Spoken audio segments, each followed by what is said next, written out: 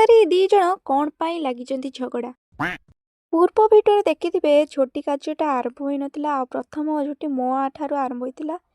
ତାପରେ ଏମାନେ ସମସ୍ତେ ଝୋଟି ପକାଇବା ଆରମ୍ଭ କରିଦେଇଥିଲେ। ଏଠି ପିଲାମାନେ ସବୁ ଲାଗି ପଡ଼ିଥିଲେ ସେମାନେ ଝୋଟି ପକାଇବାରେ ଆଉ ସୁନ୍ଦର ସୁନ୍ଦର ସବୁ ଝୋଟି ପକାଉଥିଲେ। ତାପରେ ମୁଁ ମୋ ସାଥୀମାନଙ୍କୁ ଧରି ଚାଲି ଯାଇଥିଲି ଆମ ଗାଁ ଛକକୁ ଝୋଟି ପକାଇବା ପାଇଁକି। ତ ଏଠି ବି ସେ ସୁନ୍ଦର ଭାବରେ ଝୋଟି ପକାଇବା ଆରମ୍ଭ କରିଦେଇଥିଲା। A few moments later. ରାତିରେ ଆମେ ଦି ଭଉଣୀ ଶୀତରେ ଥରି ଥରି ଚାଲି ଯାଇଥିଲୁ ଓଷା ପାଖକୁ। ତ ଏଠି ଆମର ଓଷା ଆରମ୍ଭ ହେଇଯାଇଥିଲା। ଆମେ ଏଠି ତିନି ଜଣ କ୍ୟାମେରା ଆଗରେ ଟିକେ ଷ୍ଟାଇଲ ମାରି ଦେଇଥିଲୁ।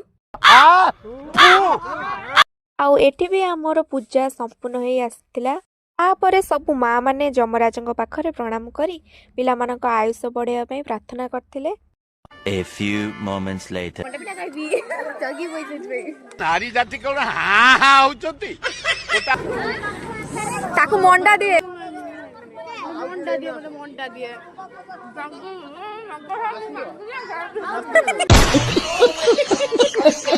ଆମର ଏଠି ଭୋଗ ଖାଇବା ପାଇଁ ଆମେ ଜୋରଦାର ମାଡ଼ଗୋଳ ଲାଗି ଯାଇଥିଲୁ। ତାପରେ ଆମେ ଭୋଗ ଖାଇ ଘରକୁ ପଳେଇ ଆସିଥିଲୁ।